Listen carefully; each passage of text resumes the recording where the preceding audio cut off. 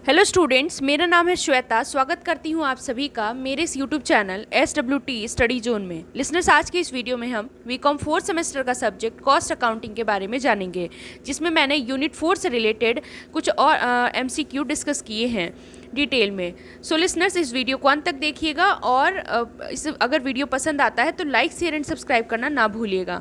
वाइए start करते हैं। सबसे पहला क्वेश्चन आप देख सकते हैं स्क्रीन पर है, managers utilises marginal costing for, यानी मैनेजर जो होता है वो यूटिलाइज करता है मार्जिनल कॉस्टिंग किस लिए। पहला है मेक और बाय डिसीजन के लिए, दूसरा यूटिलाइजेशन ऑफ एडिशनल कैपेसिटी, तीसरा है डिटर्मिनेशन ऑफ डंपिंग प्राइस, या फिर लास्ट है ऑल ऑफ द अबव।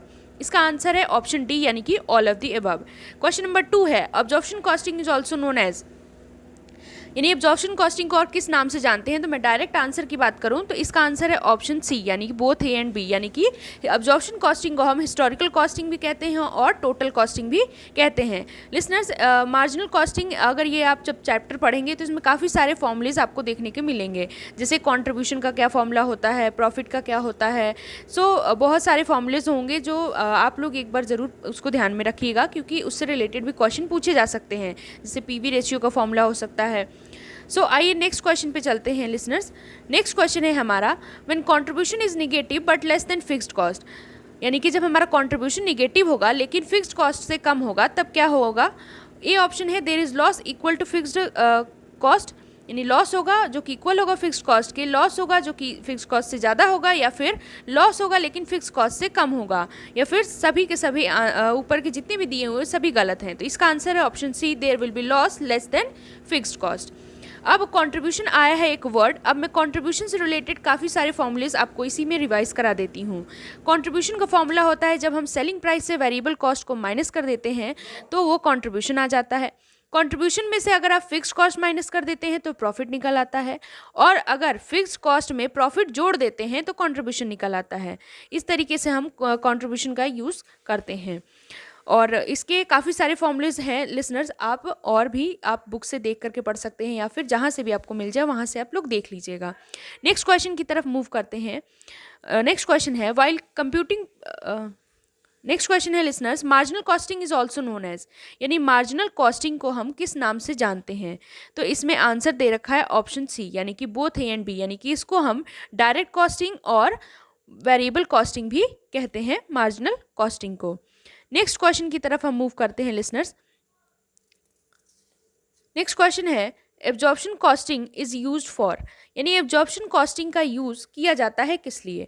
तो इसका आंसर है price determination on basis of full cost.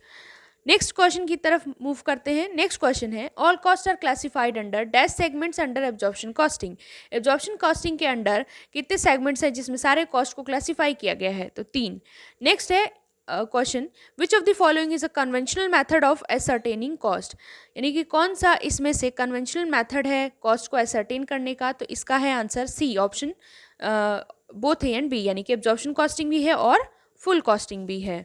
Next question है listeners, if there are large fluctuations in demand component should be, यानी कि फ्लक्चुएशन डिमांड में फ्लक्चुएशन ज़्यादा हो रही है अगर, तो कॉम्पोनेंट क्या होने चाहिए। तो इसका आंसर है परचेज फ्रॉम आउटसाइड, यानी कि हम बाहर से परचेज करेंगे। नेक्स्ट है, in a competitive market the price is determined by the, competitive market में हम प्राइस डिटरमाइन करते हैं किसके द्वारा। तो इसका आंसर है ऑप्शन बी, यानी कि मार्केट फोर्सेस के द्वारा। नेक्स्ट है, पीरियड कॉस्ट आर, यानी पीरियड कॉस्ट को हम और किस नाम से जानते हैं, यानी फिर पीरियड कॉस्ट हो सकता है, कौन सा कॉस्ट हो सकता है, ये वेरिएबल कॉस्ट है, फिक्स्ड कॉस्ट है, प्राइम कॉस्ट है, ओवरहेड कॉस्ट है। तो इसका आंसर है ऑप्शन बी, यानी कि पीरियड कॉस्ट आर कौन से हो सकते हैं, फिक्स्ड कॉस्ट। नेक्स्ट है, under profit volume ratio the term profit, यानी प्रॉफिट वॉल्यूम रेशियो में प्रॉफिट क्या है। तो इसका मैं आंसर बताऊं तो is a misnomer, it is a fact, it in fact refers to contribution, यानी sales revenue minus variable cost, ये इसका आंसर है। लिसनर्स, प्रॉफिट वॉल्यूम रेशियो आया है, यानी कि इसको हम PV रेशियो शॉर्ट में कहते हैं। तो इसमें अगर हम इसका फॉर्मूला जाने तो इसका फॉर्मूला क्या क्या हो सकते हैं, जैसे कि एक हो सकता है मार्जिनल कंट्रीब्यूशन अपॉन सेल्स, या फिर आप लिख सकते हैं change in profit upon change in sales, या फिर लिख सकते हैं चेंज इन प्रॉफिट या फिर contribution upon change in sales.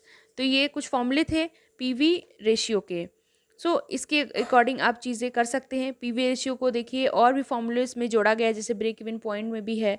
इसका फॉर्मूला होता है फिक्स्ड कॉस्ट अपन पीवी रेशियो, ऐसे करके क्वेश्चन आ सकते हैं कि क्या क्या होता है। नेक्स्ट क्वेश्चन की तरफ मूव करते हैं लिसनर्स। नेक्स्ट क्वेश्चन जो है, if labour time is based on the maximum efficiency the unit cost will be, यानी कि अगर लेबर टाइम बेस्ड है मैक्सिमम एफिशिएंसी पे तो यूनिट कॉस्ट क्या होगा, तो वो होगा आंसर सी, यानी इक्वल होगा। Labour engaged in the making of a product is known as, अगर कोई लेबर इंगेज है किसी प्रोडक्ट को बनाने में तो उसको हम क्या कहेंगे, डायरेक्ट लेबर कहेंगे। तो option A is the right answer. Next question है, basic standard is established for, यानी बेसिक स्टैंडर्ड को एस्टैब्लिश किया गया है किस लिए, इनडेफिनिट पीरियड के लिए, यानी ऑप्शन सी इसका सही आंसर है।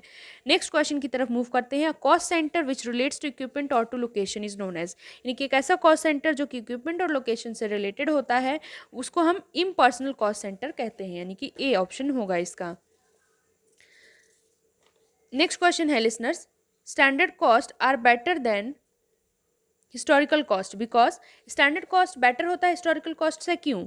सो इसका आंसर है ऑप्शन डी, यानी कि all of the above. Next question है, as per J Batty standard cost represent dash under given condition, यानी कि इनके अनुसार स्टैंडर्ड कॉस्ट रिप्रेजेंट करता है किस कंडीशन में, तो इसका आंसर है ऑप्शन ए, यानी एंटिसिपेटेड कॉस्ट। सो लिसनर्स, आज के लिए बस इतना ही। आई होप आपको सारे क्वेश्चंस के आंसर क्लियर हो गए होंगे। अगर कोई भी इशू होता है तो आप मेरे कमेंट सेक्शन में कमेंट करके बताइएगा, और वीडियो पसंद आता है तो please like share and subscribe करना ना भूलिएगा। और एक और बात लिसनर्स, अगर अभी तक आपने हमारे इंस्टाग्राम चैनल और व्हाट्सएप ग्रुप को ज्वाइन नहीं किया है तो प्लीज़ कर लीजिएगा, क्योंकि वहाँ पर स्टडी से रिलेटेड सारी इन्फॉर्मेशन आपको प्रोवाइड की जाती है। Thank you.